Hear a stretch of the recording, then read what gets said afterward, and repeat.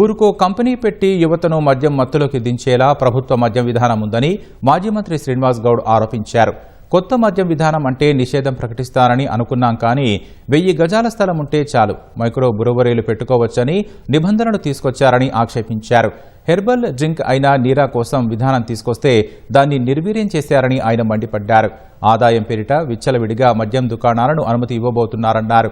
Micro బ్రూవరీల ఏర్పాటు ఆలోచనను తక్షణమే విరమించుకోవాలని శ్రీనివాస్ గౌడ్ డిమాండ్ చేశారు. యువత ప్రాణాలు బలిపెడతామంటే ఊరుకునేది లేదన్న మాజీ మంత్రి యువత జీవితాలతో కాంగ్రెస్ ప్రభుత్వం చెలగాటం ఆడవద్దన్నారు.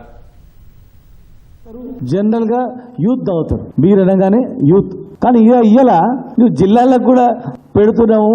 2 BHK 100 గజాలు ఉంటే చాలంట దానికి. ఓ స్కూల్ పెట్టాలంటే ఎక్కడ కావాలి? ఒక 100 గజాలలో నువ్వు జిల్లాలో బీరు కంపెనీలు పెడితే ఛాయ్ హోటళ్ల కన్నా అధ్వానంగా ఉంటుంది. యూత్ కానీ పిల్లలకు, మహిళలకు అందరికీ అందుబాటులో పెట్టి అలవాటు చేయించేటట్లు, దీన్ని ప్రోత్సహించేటట్లు పూర్తిగా ఎక్కడ లేదు. ఇది ఇంత దిగజారి ఇన్ని ఎవడు అప్లికేషన్ పెడితే వాడు పెట్టుకోవచ్చు, 100 గజాలనే మేము ఇచ్చేస్తామనేది ఏ రాష్ట్రంలో లేదు, బయట దేశంలో కూడా లేదు.